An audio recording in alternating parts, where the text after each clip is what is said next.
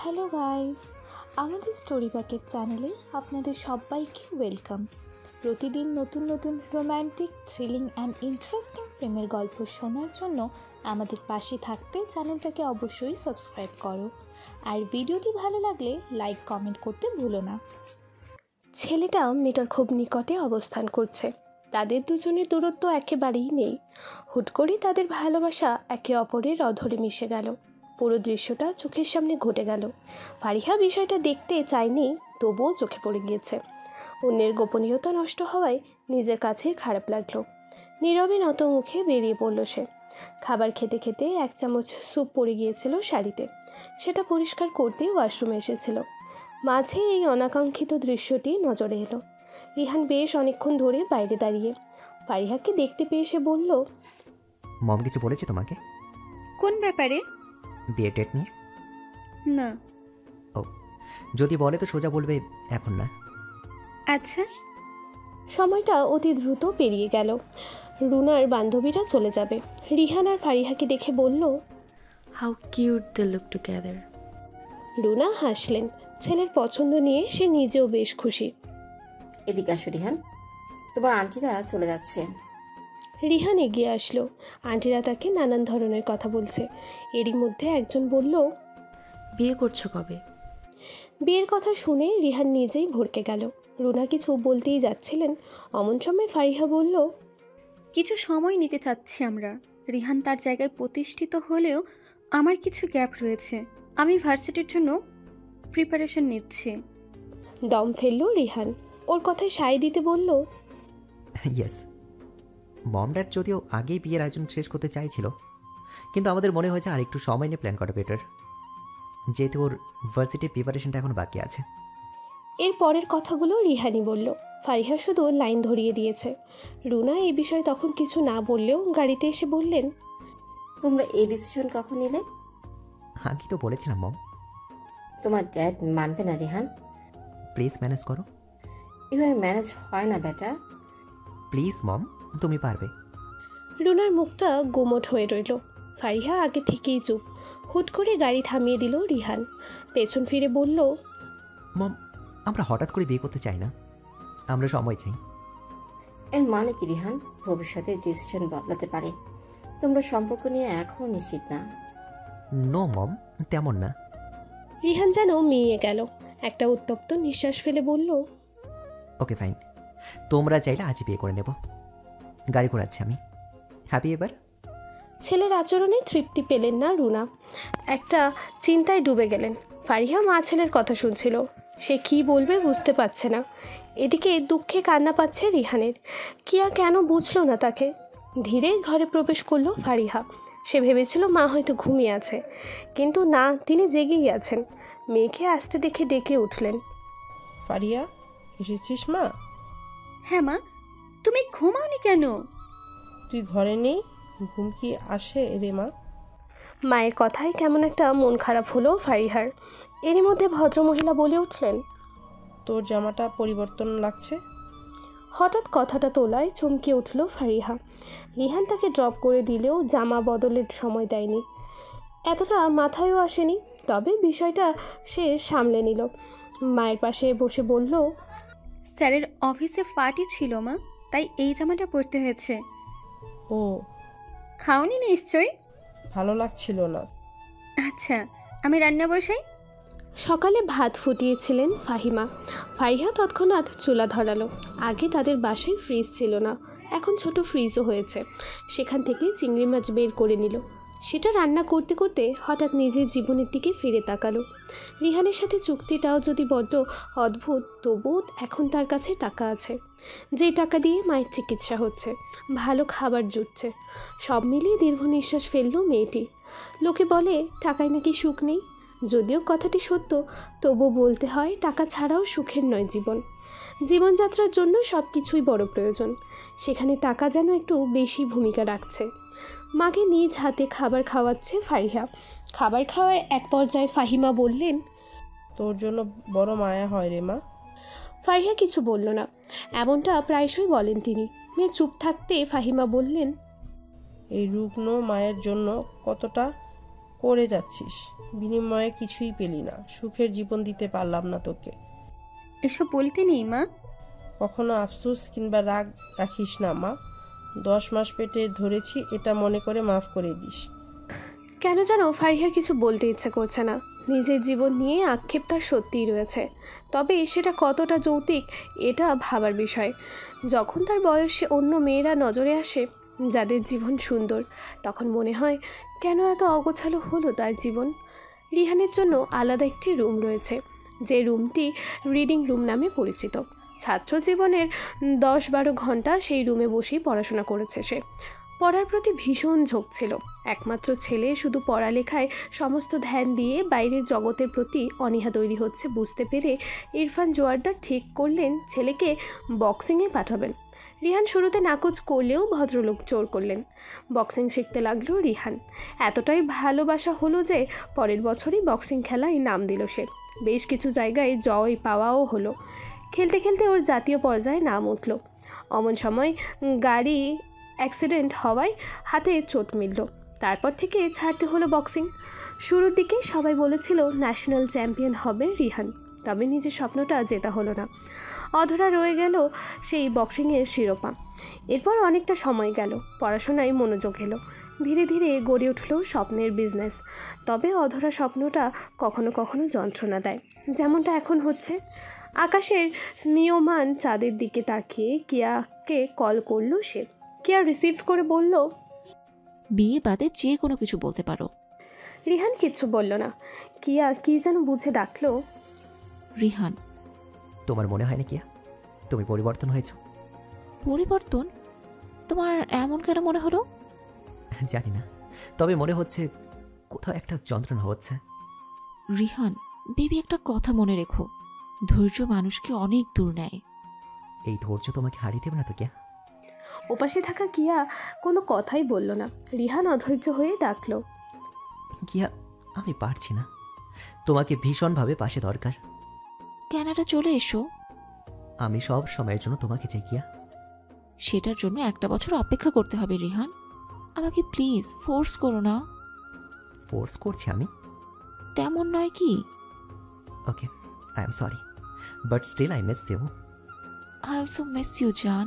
একটু অপেক্ষা করো প্লিজ। ওপাশ থেকে কিয়াও যেন হতাশার শ্বাস ফেলল। রিহানও চুপ। তাদের দুজনের অন্তরেই যেন ব্যথা, একে অপরকে হারিয়ে ফেলার শোক। তাদের দুজনের দূরত্ব কবে শেষ হবে কেউ কি জানে? বড় দোকানটায় এসে কেমন একটা অস্বস্তি অনুভব হলো ফারিহার। রিহান তাকে শপিংয়ে নিয়ে এসেছে। মূলত তার মা বলেছেন ফারিহাকে শপিংয়ে নিয়ে যেতে।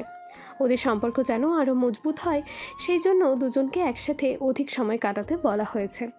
রিহান তাকে শপিংয়ে নিয়ে তো এসেছে, তবে নিজে ফোনের মধ্যে মুখ গুজে আছে।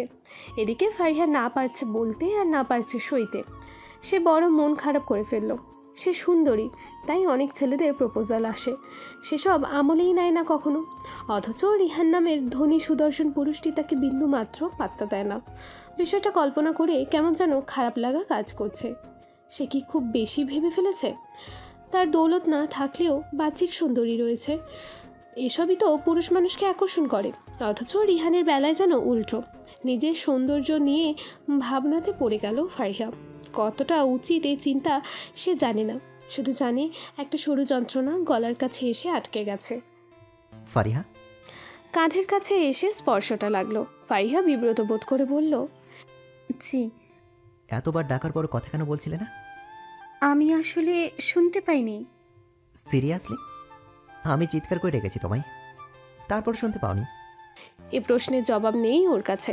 মাথাটা ঈষৎ নত করে বলল, আশেপাশের কিছু মানুষের দিকে তাকিয়ে আছে, সেটা লক্ষ্য করে রিহান বলল, মাথা তুলে তাকাও, মনে রাখবে এখন থেকে তুমি রিহান জোয়াতার মাহাতির গার্লফ্রেন্ড। বাক্যটা শেষ হলেও ফারিহা যেন থমকে রইল। গার্লফ্রেন্ড শব্দটা সহসা মেনে নিতে পারল না। রিহানি পুনরায় বলল, মিস ফারিয়া আফরোজ, খুব তাড়াতাড়ি হয়তো আপনাকে আমার সাথে বিয়ের পিড়িতে বসতে হবে। রিহানের কণ্ঠে কিছু একটা ছিল, ফারিহা যেন সেটা খুব করে বুঝতে পারল। কেমন একটা ব্যথা মেশানো বাক্য। রিহানের জীবনের সব থেকে খারাপ সময় বোধহয় এখনই, যখন তার প্রিয় মানুষটি দেশে এসেও তার সাথে দেখা করেনি। কিছু সময় পূর্বে এসব জানতে পেরেছে সে। কিয়া দেশে এসেছে এবং ফিরেও গিয়েছে, মাত্র 1 দিনের জন্য ছিল। অথচ এইসব রিহান জানতো না। অন্যমনস্ক হয়ে গাড়ি চালাতে চালাতে রিহান বলল, ভালোবাসার রং বদলায়। ফারিহা কথাটা শুনতে পেল, তবে কিছু বলল না। রিহান পুনরায় বলল, এখন যদি গাড়িটা অ্যাক্সিডেন্ট হয়েছে তবে কেমন হয় বলো তো? এসব কথায় বিচলিত হলো না মেয়েটি, তবে নড়ে চড়ে বসল। রিহান ফের শোধালো, মরবে আমার সাথে? স্থির নয়নে তাকিয়ে থেকে ফারিহা বলল, না। রিহান হাসল, খিটমিটে হাসি। ফারিহা কথা বলল না। রিহানই বলল, হলো না, একদমই হলো না। পারফেক্ট গার্লফ্রেন্ড হতে হবে তোমাকে। মরলে একসাথে মরবো, আর বাঁচলেও একসাথে বাঁচবো। ওর কথায় ফারিহা সমস্ত শরীর মন কেমন আবেশিত হয়ে গেল। তারপর হুট করেই একটা বোটকা গন্ধ পেল। অনেক সময় ধরে তরল জাতীয় কিছু একটা পান করছিল রিহান। সেটা মনে পড়তেই আতঙ্ক নিয়ে প্রশ্ন ছুড়ল ফারিহা, স্যার, আপনি ড্রিঙ্কস করেছেন?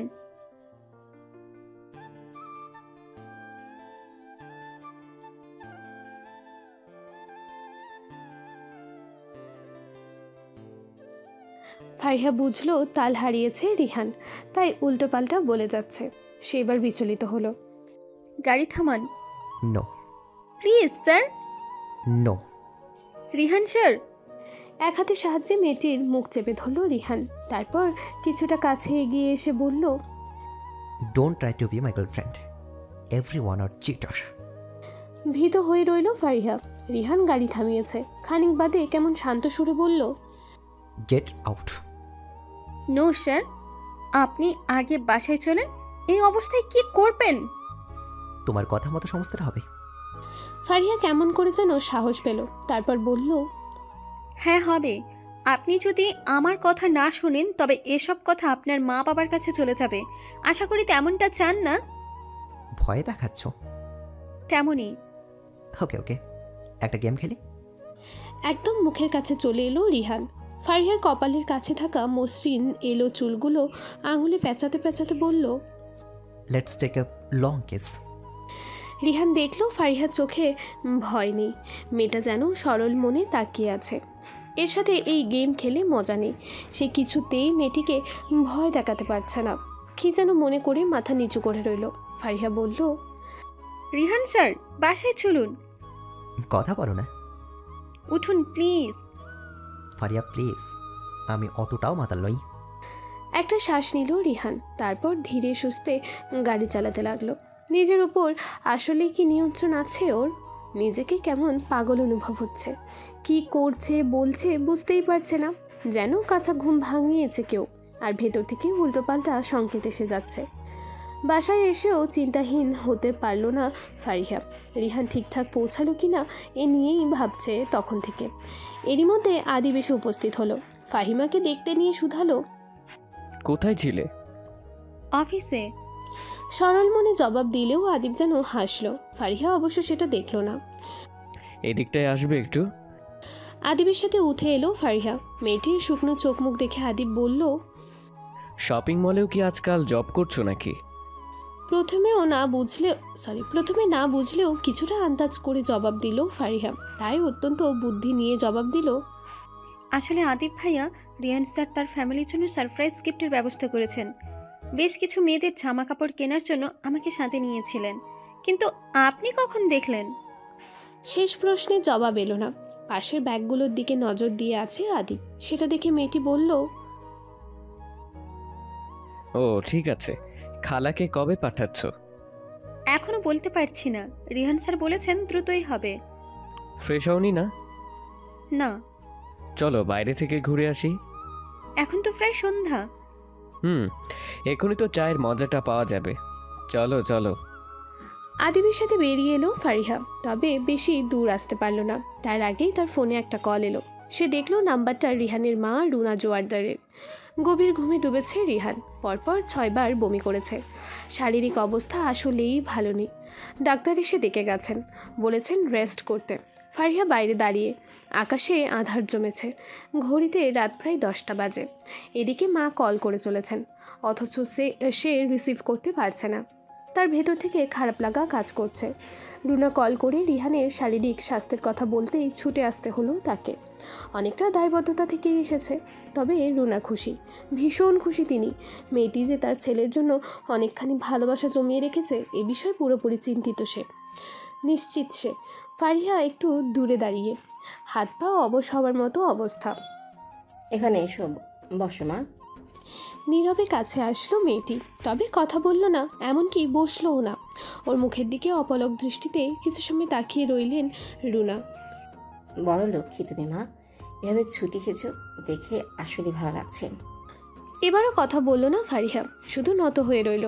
রুনা রুম থেকে যাওয়ার পূর্বে মেয়েটির মাথায় হাত বুলিয়ে দিলেন। পুরো ঘরে এখন রিহান আসে, যদিও মানুষটি ঘুমে, তবু কেমন যেন লাগছে মেয়েটির। একটা ধিম ধিম আওয়াজ হচ্ছে ভেতর থেকে, হৃদয়ের গতিও বেশি। সে শান্ত হওয়ার চেষ্টা করলো, তবে পারল না। খানিক বাদে রুনা এলেন, খাবারের বাটি হাতে। সেটা রেখে বললেন, অনেক রাত হয়ে গেছে, না আজ আর যাওয়া দরকার নেই। ফারিহা চমকে উঠল। রাতে না ফিরলে সমস্যা হবে, মাকে কিভাবে কি বলবে। সে একটু সময় নিয়ে বলল, আসলে আন্টি, আজ আমাকে যেতেই হবে। এভাবে কি করে যাবে? রাত 10টা বাজে, তোমার হোস্টেল তো বেশ অনেকটা দূর। বাসায় গাড়ি আছে, তবে ড্রাইভারটা নেই, ছুটি নিয়েছে। আমি চলে যেতে পারবো। এমন করে বলে না, কল দাও, আমি হোস্টেলে কথা বলে নিচ্ছি, সমস্যা হবে না। ফারিহা যেন বিপাকেই পড়ল। সে মৃদু হেসে কল করার অভিনয় করলো, তারপর বলল, আন্টি, এক গ্লাস পানি হবে? রুনা খাবারের সাথে পানি আনতে ভুলে গিয়েছেন। তিনি চলে যেতেই মায়ের নাম্বারে কল করলো ফারিহা, তারপর কথা বলে নিল। জানালো জরুরি কাজে একটু আটকে গেছে, আজ আর আসতে পারবে না। ফাহিমা যেন ক্লান্তির নিঃশ্বাস ফেললেন। যুবতী মেয়ে রাতে বাইরে থাকা মানে মায়েদের চোখে মুখে, মন কিংবা মস্তিষ্কে একরাশ চিন্তা। মাকে কোনো মতে বুঝিয়ে বলল সে। রুনা তখন পানি নিয়ে এসেছে। ফারিহা ধীর স্থির করে বলল, সকাল সকাল চলে আসবো, এখন রাখছি। পানির গ্লাস রেখে রুনা বললেন, কথা হলো। জি। আচ্ছা, তুমি একটু ওর পাশে বসো, আমি পাশের রুমেই তোমার থাকা ব্যবস্থা করছি। মৌনতায় সম্মতি জানালো ফারিহা। রুনা ওকে রেখে চলে গেলেন। ফারিহা একবার চারপাশে চোখ বুলিয়ে নিচ্ছে। রাজপ্রাসাদের মতো বিশাল বাড়িটা, এত বড় বাসায় মানুষ বলতে 3 জন, তাও সবসময় থাকা হয় না। যেমন আজ বাসায় নেই বাড়ির কর্তা ইরফান জোয়ারদার। ফারিহা দেখলো দেয়াল জুড়ে রিহানের বিশাল ছবি টাঙানো। ছবিটা আরও বেশ কিছু বছর পূর্বের। তখনকার রিহানের মাঝে এই রাগী ভাবটা দেখা যাচ্ছে না। বিশাল ছবির দিকে এগোই ফারিহা, এক দৃষ্টিতে তাকিয়ে থাকে। অমন সময় ঘরে আসেন রুনা। ফারিহাকে ওভাবে তাকিয়ে থাকতে দেখে মৃদু হাসলেন, তারপর বললেন, এই ছবিটা রিহান বিদেশ যাওয়ার পূর্বে তোলা, সুন্দর লাগছে না খুব?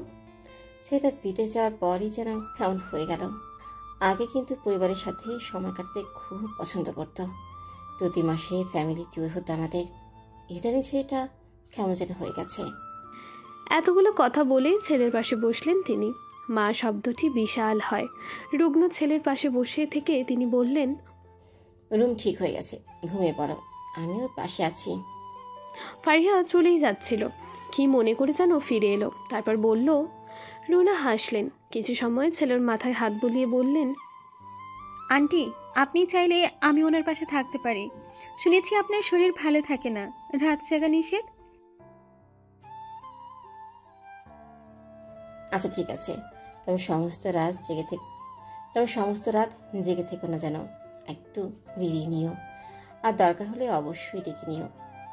রুনা চলে গেলেন। ফারিহা রিহানের থেকে বেশ দূরত্ব নিয়ে বসে রইল। রাত তখন 1:30। পিপাসায় কুকিয়ে উঠল রিহান।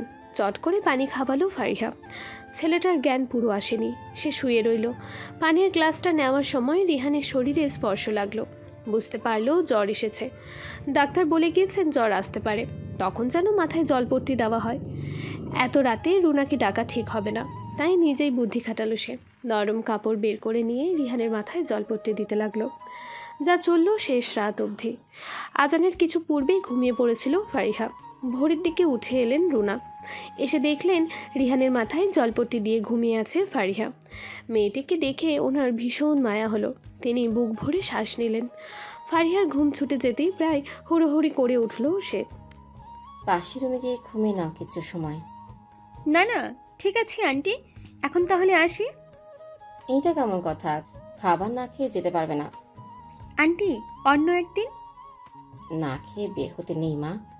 হাত মুখ ধুয়ে নাও, আমি খাবার রেডি করছি। আমি আপনাকে সাহায্য করি। সহযোগী আছে, তুমি রেস্ট করো। সারা রাত কষ্ট করলে, একবার ডাকলেও না। ফারিহা কিচ্ছু বলল না। রিহানের জ্বর নেমে গিয়েছে। একটা সময় পর রুনা বললেন, তোমার আঙ্কেলের সাথে কথা বলছি। তোমরা 1 বছর পরেই বিয়েটা করবে। এইটুকু বলেই ফারিহার নিকটবর্তী হলেন তিনি। হালকা ছোঁয়াতে মুখটা উঠিয়ে বললেন, আমি জানি আমার ছেলেকে কখনো ছাড়বে না, তুমি সর্বদা ওর পাশেই থাকবে। তাই তোমরা যখন চাইবে তখনই বিয়েটা হবে, কোনো জোর নেই। ভদ্রমহিলা চলে যেতেই তাকালো রিহান। শেষ কথাটা ঈষৎ শুনতে পেয়েছে সে। তার মাথাটা কেমন ভার হয়ে আছে। রাতের ঘটনা কিছুই মনে নেই। ফারিহাকে দেখে একটু বিস্মিত হলেও পরপর নিজেকে সামলে নিয়ে বলল, মম কি বললো? রিহানকে উঠতে দেখে সম্বিত ফিরে পেল ফারিহা। একটা ক্লান্তি নিয়ে বলল, বললেন 1 বছর পর বিয়ে নিয়ে কোনো সমস্যা নেই। রিহান যেন সমস্ত শক্তি ফিরে পেয়েছে। লাফিয়ে উঠল এক প্রকার। একদম কাছে এসে বলল, সত্যি মম এটা বলে গেল? রিহানের চোখে মুখে খুশির ঝলকানি। সেই দৃষ্টিতে ফারিহা নিজের অন্য কোনো মায়া খুঁজে পেল না। অবশ্য পাওয়ার কথাও ছিল কি? ছিল না। তবু তার খারাপ লাগলো। রিহান খুশিতে যেন পাগলই হয়ে গেছে। সে চট করেই কিয়াকে কল করে নিল। তারপর চলল তাদের বাহারি সব আলাপ। এদিকে দাঁড়িয়ে প্রায় সমস্তটাই শুনল ফারিহা। একটা অসুস্থ মানুষ এত দ্রুত চাঙ্গা হতে পারে, তার রিহানকে না দেখলে আসলেই বুঝতো না ফারিহা। ছেলেটা যখন থেকে কিয়ার সাথে কথা বলছে ঠিক তখন থেকেই যেন সুস্থ হয়ে উঠেছে। গাড়িতে বসে এসবই ভাবছিল সে। রিহান তাকে দিতে এসেছে। ছোট্ট রাস্তাটার কাছে এসে গাড়ি থামালো। তারপর বলল, আর তো যাওয়া যাচ্ছে না। কণ্ঠ পেয়ে চকিত হলো মেয়েটি। তারপর নিজেকে সামলে নিয়ে বলল, এই অবধি ঠিক আছে, আপনাকে ধন্যবাদ। নিজের যত্ন নেবেন। রিহান জবাবে কিচ্ছু বলল না, বরং লুকিং গ্লাসের দিকে তাকিয়ে নিজের চুল গোছাতে লাগলো। ফারিহা একটা দীর্ঘশ্বাস ফেলে নেমে এলো। কয়েক সেকেন্ড পর নেমে এলো রিহানও। আশেপাশে তাকিয়ে বুঝলো বড় বড় বিল্ডিং নেই। হাতে গোনা কিছু দালান রয়েছে, সেগুলো 2 কি 3 তলা। রিহানের থেকে বিদায় নেওয়ার উদ্দেশ্যে ফারিহা বলল, আজ তাহলে আসি স্যার। আচ্ছা শোনো, এই এলাকাতে কতদিন আছো? খুব বেশি সময় নয়। এর আগে কোথায় ছিলে? গ্রামে। স্কুল সেখানেই শেষ করেছো? হুট করে শহরে এলে যে? বাবা মারা যাওয়ার পর দাদা বাড়িতে ঠাঁই হয়নি, বের করে দিয়েছে। এদিকে মায়ের অসুখ ধরা পড়লো। সব মিলিয়েই তো চলছে এই জীবন। অসুখের কথাটা বলতেই রিহানের যেন কিছু মনে পড়ল। সে ভুলে বসেছিল। গুড নিউজ আছে, তোমার মায়ের ভিসাটা হয়ে গেছে। আমি ডক্টর ঠিক করে টিকিটের ব্যবস্থা করছি। রিহান বললেও ফারিহা যেন ধ্যান নেই। ওর মনোযোগ পেতে হাতের আঙুল দ্বারা তুড়ি বাজালো রিহান। বাসায় যাও, আমাকেও ফিরতে হবে। অন্য দিনগুলোর থেকে রিহান যেন একটু বেশি খুশি আজ। ফারিহা পথ এগোলো। তার শরীর ঈষৎ দুলছে। রাতে ঘুম হয়নি। এদিকে মস্তিষ্কে রাজ্যের চিন্তা। মোড়ের কাছাকাছি আসতেই আদিব যোগ দিল সাথে। ওকে দেখে কিছুটা বিস্মিত হলো ফারিহা। সেই সাথে কপালের রেখাগুলো জেগে উঠল। জি স্যার। আদিব ভাইয়া এ সময় এখানে কেন? এমনি এসেছিলাম। গত রাতে বাসায় ছিলে না? এ প্রশ্নের জবাব দিতে গিয়ে থতমত খেল ফারিহা। তার শ্বাস বেড়ে হলো কয়েক গুণ। অমন সময় হাতে থাকা মুঠো ফোন বেজে উঠল। সেখানে ভাসছে রিহানের নাম। সেদিকে তাকালো আদিব। ফারিহা যেন লুকোচুরি করছে। কল এসেছে। ধ্যান ফেরার মতো করে চাইলো ফারিহা। ঠোঁটের কোণে ঈষৎ হাসি রাঙিয়ে বলল, জি। রিহান ওপাশ থেকে বলল, ব্যাগ ফেলে গিয়েছো? ও, পরে নিয়ে নেব না হয়। দরকার নেই, আমি এসে গেছি। তুমি রাস্তায় একটু দাঁড়িয়ে যাও। রিহানকে নিষেধ করতে গিয়েও থেমে গেল ফারিহা। একটা আড়ষ্ঠতা বোধ থেকে রিহানের বিপরীতে কথা বলতে পারল না। আদিব পাশে দাঁড়িয়ে আছে, বড় চুপচাপ। ফারিহা বড় সড়কের দিকটায় তাকালো। বেশ কিছু দূরে হলেও রিহানকে চিনতে অসুবিধা হচ্ছে না। লম্বা চওড়া গড়নের সুঠাম পুরুষ। শরীরে আজ ব্লেজার জড়ানো নেই। বাসায় পরার টি শার্ট আর ট্রাউজার পরেই এসেছে। রিহান যতক্ষণে এলো ততক্ষণ এক দৃষ্টিতে তাকিয়ে রইল ফারিহা। রিহান এসে যেন দম ফেলল। এই নাও, এত ভুলো মন। কথাটা শেষ করার পূর্বেই পাশে দাঁড়ানো আদিবকে লক্ষ্য করলো রিহান। ছেলেটার উপস্থিতি বোধহয় পছন্দ হলো না ওর। ফারিহা ছোট্ট করে বলল, থ্যাংক ইউ। সমাপ্তিতেই এগুতে পারল না ফারিহা। রিহান ওকে পুনরায় ডেকে নিল। বাসায় পৌঁছে কল করবে। ঠিক আছে। ফারিহা যেন পালিয়ে বাঁচল। আশ্চর্য হলেও সত্য, রিহান আর আদিব দুটো জ্যান্ত মানুষকে একে অপরকে দেখার পর ও কথা বলল না। রিহান আগের জায়গাতেই দাঁড়িয়ে আছে, অন্যদিকে আদিব আর ফারিহা পাশাপাশি হেঁটে চলেছে। দৃশ্যটিতে অসুন্দরের মতো কিচ্ছু নেই, অথচ রিহানের দৃষ্টিতে বড় বিরক্তি প্রকাশ পাচ্ছে। বাসায় ফিরে মাকে নিয়ে ব্যস্ত হয়ে পড়ল ফারিহা। ভুলে গেল রিহানের বলা শেষ কথাটুকু। সে খাবার রান্না করতে যাবে, সে সময় ঘরে উপস্থিত হলেন মার্জিনা। থালা ভরাট করা খাবার। নিশ্চয়ই আদিব গিয়ে বলেছে। এসবের প্রয়োজন ছিল না খালা। জিরিয়ে নে মা, ঘেমে গিয়েছিস। ফ্যানটা ঠিকঠাক কাজ করছে না খালা, বদলাতে হবে। আদিবকে বলে দিব। খাবারের প্লেট রেখে হাত মুখ ধুতে গেল ফারিহা। খাটে শুয়ে আছেন ফাহিমা। মার্জিনা ওনার পাশে বসে বললেন, হীরার টুকরা মাইয়া পাইছো গো ফাহিমা, তোমার সান যেই ঘরে যাইব সেই ঘর আলোয় আলোকিত হইয়া রইব। দোয়া করবেন আপা। দোয়া তো করি বোন, আসল কথা কি জানো, পরিস্থিতি মানুষকে বদলায় দেয়। ঠিক বলেছেন, না হলে আমার এইটুকু মেয়ে এত দায়িত্ব নিতে পারে? সবই ঠিক আছে, তবে মাইয়ের বিয়ে তো দিবা। এই চিন্তা যে ফাহিমার মাথায় আসেনি এমন না, তবে তিনি কুল পাচ্ছেন না। মার্জিনা পান সাজিয়ে এনেছিলেন, সেটা এগিয়ে দিয়ে বললেন, তোমার মেয়ে তো আমারও মেয়ে, চাইছিলাম আদিবের জন্য নিতে, তুমি কি বলো? প্রস্তাবে খুশি হলেন ফাহিমা, তবে মেয়ের মতামত প্রয়োজন, তাই তিনি কথা দিতে পারলেন না। এরই মধ্যে হাত মুখ ধুয়ে এলো ফারিহা। খালা চা বানাই? না, তুই বস। ফারিহা বসলো। তারপর তিনজনের কথাবার্তা হলো। এক পর্যায়ে রিহানের কল এলো। ফোনের স্ক্রিনে দেখেই মেয়েটির হৃদয়ের গতি বেড়ে গেল। সে যে একদমই ভুলে বসেছিল। রিহান যে ড্রাইভ করছে তা বেশ ভালো বুঝে এলো ফারিহার। সে নতসুরে বলল, বাসায় এসেছি রেহান স্যার। কল করনি কেন? ভুলে গেছিলাম, মাফ করবেন। সমস্যা নেই, তবে একটা কথা, দায়িত্ব জিনিসটা বড় গুরুত্বপূর্ণ। তোমায় ভুলে যাওয়াটা অবহেলার অংশ। তেমন নয়। তাহলে কেমন? আমি আসলে তোমার থেকে 8 বছর বড় আমি, মিস ফারিয়া আফরোজ। একটা কথা সবসময় মনে রাখবে, সব কালচার আমি দেখে এসেছি। সরি। আসলেই খারাপ লাগছে ফারিহার। রিহান কিছুটা রেগেছে যেন। মাফ করবেন, আমি আসলেই বুঝতে পারিনি। কথা না বলেই কল রেখে দিল রিহান। কিয়ার পর ফারিহারই একমাত্র নারী যাকে কল করতে বলার পরও তাকে কল করেনি। ভেতরে ভেতরে প্রচণ্ড রাগ হচ্ছে ওর, চোখ দুটো রক্তিম হয়ে উঠেছে। আর এই সব কিছু গিয়ে পড়ল কিয়ার ওপর। রাতের দিকে কল করলো কিয়া। রিসিভ করেই রিহান বলল, এতটা অপরিচিত লাগছে কেন তোমায়? অপরিচিত? Rihan, are you okay?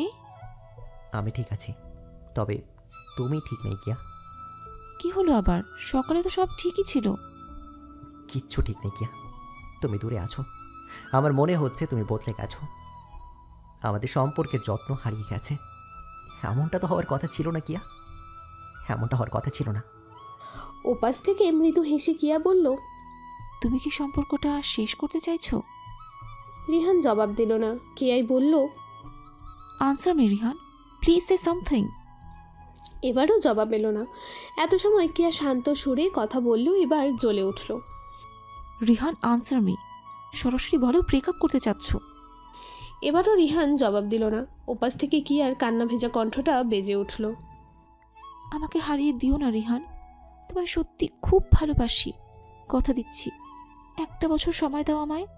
আমি কখনো এত দূরত্ব তৈরি করব না। I promise you Rihan, I promise you. সবটা ঠিক হয়ে যাবে, সবটা। জাস্ট 1 বছর।